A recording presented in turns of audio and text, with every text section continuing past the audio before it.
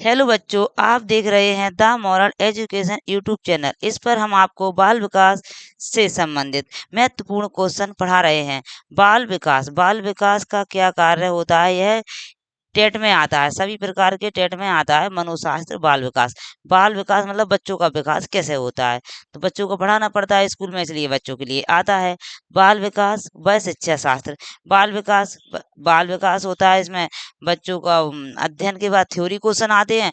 Pedagogy में, जिस शास्त्र में पेडागोजी के क्वेश्चन आते हैं। इसके बाद अपन चलते हैं नेक्स्ट, मतलब अपने क्वेश्चन पर चलते हैं और पढ़ते हैं। यदि पूर्व ज्ञान वह अनुभव नए प्रकार के सीखने में, यदि जो पूर्व ज्ञान है, अनुभव है, नए प्रकार के सीखने में सहायता करते हैं, तो उसे क्या कहते हैं? ऐसे कोई अपने टाइपिंग सीख ली, अपन को टाइपिंग बहुत अच्छी आने लगी, कीवर्ड हाथ रखना आने लगा। अब वही कीबोर्डों की सहायता से अपन मतलब इंग्लिश की टाइपिंग सीखी, उन्हीं से हिंदी की टाइपिंग में मदद मिलती है, तो उसे क्या कहेंगे? मतलब पूर्व ज्ञान से नए प्रकार के सीखने में सहायता मिलती है। साइकिल चलाना सीख ली, और साइकिल चलाना सीख ली, और किसी को साइकिल चलाने से स्कूटर चलाने में क्या सहायता मिलती है? तो स्कूटर चलाने में उसको उससे मदद मिली उसे सकारात्मक, क्या कहेंगे? सकारात्मक प्रशिक्षण स्थानांतरण, उसे सकारात्मक। और जैसे कोई किसी ने कोई कुछ सीखा और उसे सीखने में से और उसमें प्रॉब्लम आ रही है, तो उसे क्या बोलेंगे? उसे बोलेंगे नकारात्मक। उसे क्या बोलेंगे? कोई प्रभाव नहीं पड़ता है, ना उसके सीखने से कोई असर प्रभाव पड़ता है अच्छा बुरा, उसे बोलेंगे जीरो जीरो होता है वो, है। उससे ना कोई पढ़ता है ना कोई पढ़ता है। इसका क्या है? जिसका आंसर बी सही है। क्या सही है? बी। धनात्मक अंतरण को ही, धनात्मक भी आ सकता है क्वेश्चन में, यहाँ क्या आ सकता है? धनात्मक अंतरण को ही सकारात्मक अंतरण कहते हैं भी कहते हैं। जब पूर्व अर्जित ज्ञान नवीन ज्ञान में अर्जित करने में सहायता होता है, तो उसे धनात्मक या सकारात्मक अंतरण कहते हैं। नेक्स्ट क्वेश्चन पर चलते हैं। नेक्स्ट क्वेश्चन है 2। अनुभव द्वारा व्यवहार में परिवर्तन कहलाता है। अनुभव के द्वारा व्यवहार में परिवर्तन, अपने किसी प्रकार का अनुभव है, उसके द्वारा अपने व्यवहार में परिवर्तन आ रहा है। ऐसे कोई बाल विकास पढ़ लेता है, पेडागोजी पढ़ ली, मनोविज्ञान पढ़ रहा, तो व्यवहार में परिवर्तन आ जाता है। कैसे? बच्चों के लिए, कि बच्चों को कैसे बच्चों से प्यार से बोलना चाहिए। बच्चे छोटे होते हैं, अपन पीएचडी करें हैं, मगर बच्चे तो बच्चे होते हैं, उन्हें बच्चों के हिसाब से अपन को बोलना है, ना कि अपने अपनी पीएचडी के हिसाब से नहीं बोलना। तो इसका क्वेश्चन 1A है प्रेरणा, सीखना, चिंतन, स्मृति। अभी बोल रहे हैं अनुभव द्वारा, किसी चीज का अनुभव द्वारा व्यवहार में परिवर्तन, कैसा परिवर्तन आता है? प्रेरणा मिलती है, या हमको सीखते हैं, या चिंतन होता है, या स्मृति होती है। अब अपन को इससे कैसी प्रेरणा मिलती है? तो इसका आंसर है बी।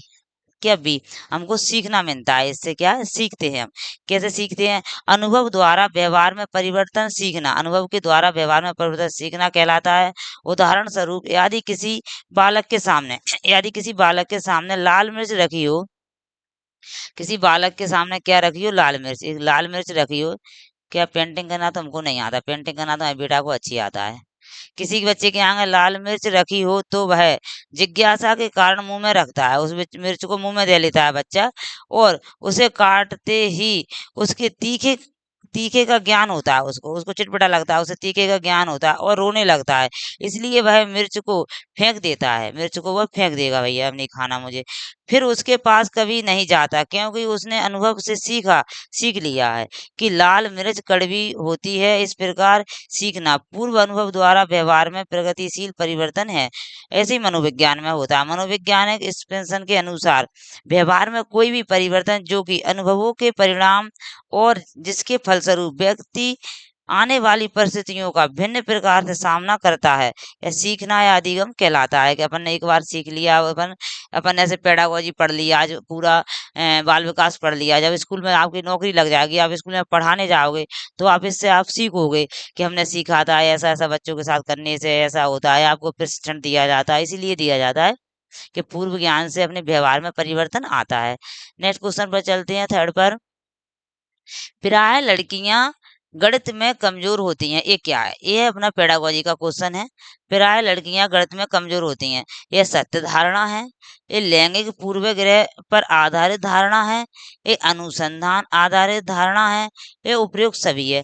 पहले तो अपन क्वेश्चन काटना सीख जाओगे, इसमें से गलत क्या है, इसमें से गलत क्वेश्चन कौन सा है? इसमें से सत्य धारणा है, यह सत्य धारणा नहीं है, ऐसी कोई धारणा नहीं है। लड़का लड़की समान होते हैं, कि प्राय लड़कियां गणित में कमजोर होती हैं, ये सत्य नहीं है। दूसरा, अनुसंधान, इस पर कोई अनुसंधान हुआ है? कोई अनुसंधान ऐसे रिसर्च किया है, सर्च किया है कि हाँ ये बात सत्य है, इसलिए ऐसा कुछ नहीं है, तो ये भी गलत है। ये दोनों गलत है, इसका मतलब उपरोक्त भी गलत है। तीनों क्वेश्चन गलत हो गए। आंसर बी सही है। लैंगिक पूर्वाग्रह पर, लैंगिक पूर्वाग्रह पर आधारित धारणा। यह लैंगिक पूर्व, लड़का लड़की एक लैंगिक पूर्वाग्रह बना लिया कि लड़का ऐसे होते हैं, लड़कियां चूल्हे का चौका ही काम करती हैं, लड़के बाहर का ही काम करते हैं। ये क्या है? एक लैंगिक पूर्वाग्रह पर आधारित धारणा है। इसका बी आंसर सही है। नेक्स्ट क्वेश्चन पर चलते हैं। नेक्स्ट क्वेश्चन पर चलते हैं। इस पर अत्यधिक वाद विवाद होता है कि लड़कों एवं लड़कियों में योग्यता का विशेष समूह उनके आनुवांशिक घटकों के कारण होता है। इस संदर्भ में निम्नलिखित में से आप सबसे अधिक किससे सहमत हैं? मतलब पूछ रहे हैं कि अत्यधिक वाद विवाद होता है कि लड़कों एवं लड़कियों में योग्यता के विशिष्ट समूह उनके आनुवांशिक घटकों के कारण होता है। इस संदर्भ में निम्नलिखित में से आप सबसे अधिक किससे सहमत हैं? किससे सहमत है? क्वेश्चन पढ़ेंगे चारों। पेडागोजी में ऐसे क्वेश्चन आते हैं, लंबे लेंथी आते हैं, पढ़ना अच्छे समझ के पढ़ेंगे, क्लियर होते जाएंगे। लड़कियों को सेवा भाव के लिए सामाजिक रूप से लड़कियों को सेवा भाव के लिए सामाजिक रूप से तैयार किया जाता है। लड़कियों को छोटे से सिखाया जाता है, बेटा आप लड़की हो, सबसे अच्छे बोलो, आप लड़की हो, सही उठो, आप लड़की हो, सही बैठो, हैं। जबकि लड़कों को रोने जैसा संवेग प्रदर्शन करने के लिए हतोत्साहित किया जाता है।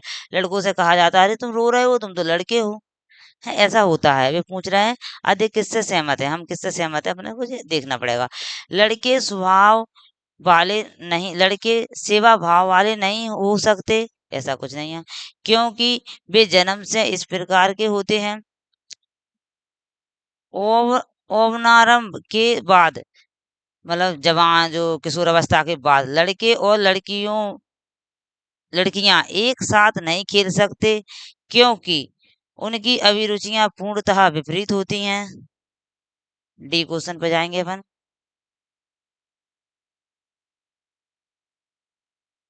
डी पर जाएंगे। सभी लड़कियों में कला विषयों के लिए अंतर्निहित प्रतिभा होती है, जबकि लड़के आक्रमक खेलों में बेहतर प्रदर्शन के लिए आनुवांशिक रूप से तैयार होते हैं। जी अपनी भाषा है, पर हाँ ऐसा ही होता है। लड़कियां थोड़े वैसे नाजुक काम होते हैं वो करती हैं, लड़के वैसे खेल होते हैं आक्रमक वो खेलते हैं। मगर जो पेडागोजी क्या कहती है, जी तो पेडागोजी क्या कहती है? पेडागोजी लड़का मतलब कोई भी लड़का लड़की में कोई भेदभाव नहीं होता, कोई भी काम लड़का कर सकता है, वो काम लड़की भी कर सकती है। तो इसका आंसर क्या है? इसका आंसर ए सही है। क्या कहा है कि आप सबसे अधिक किससे सहमत हैं? तो सबसे अधिक हम ए से सहमत हैं। ए में क्या है? लड़कियों को सेवा भाव के लिए सामाजिक रूप से तैयार किया जाता है, जबकि लड़कों को रोने जैसा संवेग प्रदर्शन करने के लिए हतोत्साहित किया जाता है। ये बात सही है। लड़कियों को तैयार किया जाता है, इसलिए यह कहना गलत होगा कि लड़कों एवं लड़कियों में योग्यताओं का विशिष्ट समूह उनके आनुवांशिक घटकों के कारण होता है। यह लिंग रूढ़िवादिता को पोषित करने के लिए किया जाता है, जबकि इससे अलग है। समाज में लड़कियों को सेवा भाव के लिए सामाजिक रूप से तैयार किया जाता है, जबकि लड़कों को रोने जैसा संवेग प्रदर्शित करने के लिए हतोत्साहित किया जाता है। इसका आंसर ए सही है। नेक्स्ट क्वेश्चन पर चलते हैं। कक्षा में विद्यार्थियों को व्यक्तित्व विभेद, कक्षा में विद्यार्थियों के साथ कैसा व्यक्तित्व विभेद होता है? लाभकारी नहीं है। जो कक्षा में विद्यार्थियों के साथ व्यक्तित्व भेद होता है वो क्या है? लाभकारी नहीं है, क्योंकि अध्यापकों को विभेद पूर्ण कक्षा नियंत्रित करने की आवश्यकता है। ऐसी कक्षा को नियंत्रित करने की आवश्यकता है। हानिकारक है, क्योंकि इनमें से विद्यार्थियों में परस्पर द्वंद्व उत्पन्न होता है, इससे विद्यार्थियों में द्वंद्व उत्पन्न होता है। अनुपयुक्त है, क्योंकि वे सर्वाधिक मंद विद्यार्थियों के स्तर पर पाठ्यचर्या के स्थानांतरण की गति को कम करते हैं। इसका आंसर क्या सही है? इसका आंसर क्या सही है? इसका आंसर अपना क्या डी सही है। डी सही क्यों है अभी समझेंगे। अनुपयुक्त है, वे पूंजी व्यक्तित्व विभेद क्या है? अनुपयुक्त है, क्योंकि वे सर्वाधिक मंद विद्यार्थियों के स्तर पर पाठ्यचर्या के स्थान गति को कम करते हैं, यह कम करते हैं। कक्षा में विद्यार्थी को व्यक्तित्व विभेद या विभिन्नताएं लाभकारी हैं। व्यक्तित्व विभेद या विभिन्नता पढ़ाई के लिए अच्छा बच्चा है तो उसे उस हिसाब का काम देना पड़ेगा। थोड़ा मंदबुद्धि का बच्चा है, उसे थोड़ा उस हिसाब का काम देना पड़ेगा। दोनों को बराबर काम दे देंगे तो वो बच्चा, जो होशियार बच्चा है, वो ऊब जाएगा काम से, और जो थोड़ा कमजोर बच्चा है उसके लिए बहुत ज्यादा लगने लगेगा उसे। इसलिए थोड़ा पढ़ाई में अंतर किया जाता है। इसलिए लाभकारी है क्योंकि ये विद्यार्थियों की संज्ञानात्मक संरचनाओं को खोजने में अध्यापकों को प्रवृत्त करते हैं तथा कक्षा में शिक्षण संस्थान के रूप में समझे जाते हैं। ठीक है, समझे जाते हैं। इसका आंसर सी सही है। नेक्स्ट क्वेश्चन पर चलते हैं। इसका आंसर क्या है? सी सही है। लाभकारी हैं क्योंकि ये विद्यार्थियों की संज्ञान संरचना को खोजने में अध्यापक को प्रवृत्ति करते हैं।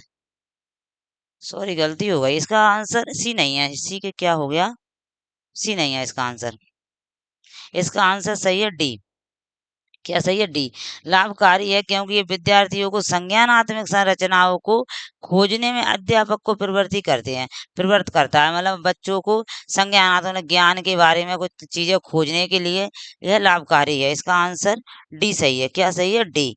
यह कक्षा में विद्यार्थियों की व्यक्तिगत विभेद या विभिन्नताओं को लाभकारी है क्योंकि विद्यार्थियों की संज्ञान संरचनाओं को खोजने में अध्यापक की मदद करता है।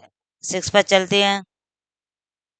अधिगम अधिगम में आकलन किस लिए आवश्यक होता है? अधिगम में आकलन किस लिए आवश्यक होता है? अधिगम में आकलन ग्रेड एवं अंकों के लिए, जांच परीक्षण के लिए, प्रेरणा के लिए, पृथक्करण और श्रेणी के उद्देश्य प्रोत्साहन देने के लिए। किसके लिए होता है?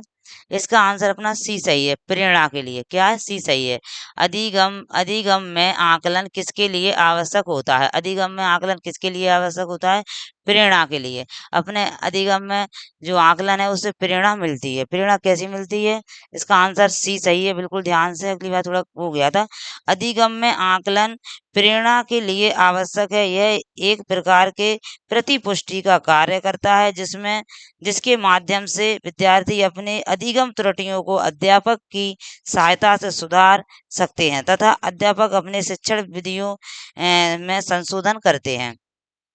क्या करते हैं? संशोधन करते हैं। इसका आंसर सी सही है। नेक्स्ट क्वेश्चन पर चलते हैं। नेक्स्ट क्वेश्चन है, ग्रेड अंकों से कैसे अलग है? ग्रेड अंकों से कैसे अलग है? यह प्रश्न निम्न में से किस प्रकार के प्रश्नों से संबंधित रखता है? विश्लेषणात्मक प्रश्न है, मुक्त अंत है, समस्या समाधान है, अपसारी है। इसका आंसर क्या सही होगा? इसका आंसर विश्लेषण होगा है, या इसका आंसर मुक्तांत होगा? इसका आंसर होगा विश्लेषण। इसमें सिर्फ विश्लेषण आत्मिक है जी। यह प्रश्न निम्न में से किस प्रकार से संबंधित रखते हैं? ग्रेड अंकों से कैसे अलग है? ग्रेड अंकों से कैसे अलग है? विश्लेषणात्मक से। कैसे? विश्लेषणात्मक से। ग्रेडिंग प्रणाली के तहत शिक्षा जो ग्रेडिंग प्रणाली है, इसके तहत शिक्षा में सतत एवं समग्र मूल्यांकन की व्यवस्था की गई है। जो ग्रेड दिए जाते हैं उसमें क्या किया गया है? समस्त मूल्यांकन है। इसके बच्चों की पढ़ाई लिखाई, बच्चा कैसा रोज टाइम से स्कूल आता है, स्वास्थ्य कैसा रहता है, खेल खेल का उसका पूरा रिकॉर्ड बनता है। इसे ये ग्रेड में आता है। समग्र मूल्यांकन की व्यवस्था की गई है। यह एक विश्लेषणात्मक प्रणाली है। कैसी? यह विश्लेषणात्मक प्रणाली है। यह बच्चों को कक्षा में स्थिति को प्रदर्शित करता है। यह जबकि अंक प्रदान करना छात्र को रटकर या गलत साधनों का प्रयोग करके पास होने की प्रवृत्ति को समर्थन देता है। अंक अंक क्या देता था उसे? रटने पर जोर देते हैं। अंक ग्रेड पर रटने पर जोर नहीं देते हैं। पास होने की प्रवृत्ति को समर्थन देता है। इसलिए इसका आंसर इसमें विश्लेषणात्मक होता है। इसलिए इसका आंसर ए सही है। नेक्स्ट क्वेश्चन पर चलते हैं 8 पर। व्यक्तित्व विकास में निर्वाह करता है एक महत्वपूर्ण भूमिका। क्या भूमिका महत्वपूर्ण है इसमें? आनुवांशिकता और वातावरण का मिश्रण, परीक्षाओं की संख्या, आनुवांशिकता या वातावरण। व्यक्तित्व विकास में निर्भर करता है। व्यक्तित्व का विकास किससे होता है? क्वेश्चन समझ में आ जाता है। आंसर तो बच्चे बना लेते हैं। क्वेश्चन समझ में आएगा, आप इसमें से आंसर पकड़ लोगे। व्यक्तित्व विकास, इस आनुवांशिकता और वातावरण। कोई भी बच्चे का जो विकास होता है, विकास आनुवांशिकता और वातावरण से होता है। आनुवांशिकता का मतलब है बच्चे का, माँ बाप का, घर का, परिवार का रहन सहन, या वो वातावरण, रहन सहन हो गया। आनुवांशिकता, माँ बाप कैसे हैं, बीमार दुखी माँ बाप है तो बीमार दुखी बच्चा होगा, स्वस्थ है तो स्वस्थ होगा। मतलब जब बच्चा गर्भ में आता है, गर्भ से ही बच्चे पे वो ध्यान रखा जाता है, और बच्चे का वो आनुवांशिकता और वातावरण का मिश्रण ही बच्चे के व्यक्तित्व विकास का कारण बनता है। व्यक्तित्व विकास में आनुवांशिकता और वातावरण का मिश्रण एक महत्वपूर्ण भूमिका है। क्या एक महत्वपूर्ण भूमिका निर्वाह करता है, क्योंकि व्यक्ति आनुवांशिकता और वातावरण की अंत्य प्रक्रिया का परिणाम होता है। इसलिए वुडवर्थ ने कहा है, ये पूछ लेते हैं किसने कहा है, वुडवर्थ ने कहा है, वुडवर्थ तथा मारे कोइस ने कहा, व्यक्ति वंशानुक्रम तथा वातावरण का योग नहीं अपूरी गुणनफल है। योग नहीं है, ऐसा नहीं है कि भैया ये इतना इतना इतना इसका है, फोर इसका है और फोर इसका है, तो ये क्या हो जाएगा, योग हो जाएगा। योग नहीं है, कुछ गुण कभी अनुवांशिक से जाना आ जाते हैं, कभी वातावरण से जाना आ जाते हैं, इसलिए गुणनफल है। क्या है, उन्होंने कहा है योग नहीं है, ये गुणनफल है। इसके आंसर इसका ए सही है। अब चलते हैं 9 क्वेश्चन पर। विपन एक विपन एक दिव्या स्वपन है और पुस्तकों को पढ़ने में रुचि रखता है, और गैर मित्रों से अपने विचारों को प्रस्तुत नहीं कर सकता। यह व्यक्तित्व का कौन सा प्रकार है। अंतर्मुखी है, मतलब पढ़ने में तो अच्छा है, पुस्तकें पढ़ता है, रुचि रखता है, किसी से बात नहीं करता, अपना पढ़ लेता है, अपने अंदर बैठा रहता है, ऐसा बच्चा कैसा है। अंतर्मुखी है, मध्यमुखी है, खिलाड़ी प्रवृत्ति का है, या बहिर्मुखी है। कैसा, या बहिर्मुखी है, कैसा बच्चा है जी, या बहिर्मुखी है। इसका आंसर क्या हो जाएगा, 9 का आंसर, वह अंतर्मुखी है। कैसा बच्चा है, अंतर्मुखी। वह बच्चा अंतर्मुखी है, मतलब अंदर ही अंदर सोचता रहता है, अंदर ही अंदर बोल, मैंने किसी से बात नहीं करता। क्या नहीं करता, किसी से बात नहीं करता, तो वह अंतर्मुखी कहलाएगा। हैं, बाहरमुखी बच्चा तो वह होता है कि कुछ भी बात हो सब बच्चों से मिलजुल कर बोलकर खेलता है, वह बाहरमुखी होता है। मध्यमुखी मतलब उसके बीच का बच्चा होता है, ना वो ज्यादा बोलता है ना कम बोलता है, मतलब। तो इसका आंसर क्या है, ए सही है। इसका आंसर क्या, ए सही है। विपन एक दिव्य स्वपन है और पुस्तकों को पढ़ने में रुचि रखता है, और गैर मित्रों को अपने विचार प्रस्तुत नहीं कर सकता है। यह व्यक्ति का अंतर्मुखी प्रकार होता है। यह कौन सा होता है, अंतर्मुखी प्रकार होता है। नेक्स्ट क्वेश्चन पर चलते हैं। यह क्वेश्चन, विद्यालय विद्यालय में नियमित उपस्थिति के लिए वंचित बच्चों को प्रोत्साहित करने का निम्नलिखित में से कौन सा तरीका सर्वाधिक उपयुक्त होगा। क्या है, कौन सा तरीका सर्वाधिक उपयुक्त होगा विद्यालय में नियमित उपस्थिति के लिए। अब बच्चा नियमित नहीं आ रहा तो क्या करें, कि बच्चा नियमित स्कूल आनी, बच्चा रोज छुट्टी मार रहा है, आज छुट्टी मार दी, कल छुट्टी मार दी, तो बच्चा छुट्टी नहीं मारे, बच्चे को स्कूल में अच्छा लगने लगे, उसका मन लग जाए, तो ऐसा क्या करें कि बच्चा रोज स्कूल आए। विद्यालय द्वारा बच्चे को एकत्रित करने वाले एक व्यक्ति को नियुक्त किया जाए, जो प्रतिदिन घरों में बच्चों में लेकर आए। मतलब ऐसा एक आदमी कर लो भैया, एक नौकर लगाओ कि भैया स्कूल वाले के जाओ बच्चे को लेकर आओ, आप हाथ पकड़ के लेकर आओ, ऐसा करना चाहिए। या बच्चों को आकर्षित करने के लिए प्रतिदिन 5 रुपए देना चाहिए। या बच्चों को विद्यालय आने की अनुमति न देने को कानून दंडनीय अपराध बनाया जाए। या आवासीय विद्यालय खोले जाएं। अब इसमें से देखो, पहले ये वो क्वेश्चन गलत कौन सा कह रहा है, बच्चों को आकर्षित करने के लिए 5 रुपए। कभी भी कोई भी मतलब बाल विकास ये ये नहीं कहते हैं कि बच्चों को आकर्षित करने के लिए प्रतिदिन 5 रुपए, बच्चे को पैसे देना गलत बात है। बच्चों को दंड देना तो बिल्कुल ही अपने शिक्षा शास्त्र में अपराध है, वो वैसे भी अपराध है ये, बच्चों को दंड देना तो अनुमति ना देने कानून दंडनीय किया जाए, यह क्वेश्चन गलत है। दंड देना बिल्कुल गलत है। आवासीय विद्यालय खोले जाएं, बच्चा वहीं रहे, वहीं खाए, वहीं से अपने आप स्कूल आएगा। 2 क्वेश्चन बचे अपने पास। विद्यालय द्वारा बच्चों को एकत्रित करने वाले एक व्यक्ति को नियुक्त किया जाए, जो प्रतिदिन घरों में बच्चों में लेकर आए। 2 में से अपन को डिसाइड करना है कौन सा क्वेश्चन है, कौन सा क्वेश्चन होगा। ऐसा कोई आदमी तो ये लगा नहीं सकते, कितने सारे बच्चे हैं, किसी के घर जाएं और बच्चों को लेकर आएं, इसलिए सही आंसर होगा डी। क्या होगा, डी। डी में क्या है, आवासीय विद्यालय खोलने चाहिए। आवासीय विद्यालय में कहा बच्चे वहीं रहेंगे और बच्चे वहां से स्कूल जाएंगे, उन्हें दुनिया की मोह माया नहीं लगेगी। बच्चे क्या घर से निकल जाते हैं, कहीं खेलने लग जाते हैं। मगर अब तो प्राइवेट स्कूल हो गए हैं और सरकारी स्कूलों का पहले बहुत बुरा रवैया था, अब तो स्कूल अच्छे हो गए हैं, तो बच्चे जाने लगे हैं। बच्चों पे इतना ध्यान नहीं दिया जाता था, इसलिए बच्चे स्कूल नहीं जाते थे। अब स्कूल बच्चे जा रहे हैं, अब तो बहुत स्कूल बच्चे जा रहे हैं। हमारी वीडियो देखने के लिए थैंक यू। वीडियो को शेयर करें, लाइक करें और सब्सक्राइब करें। ऐसी वीडियो हम आपके लिए और लाते रहेंगे। पूरी पेडागोजी और बाल विकास पूरा करवाएंगे आपका सीटेट के पेपर तक।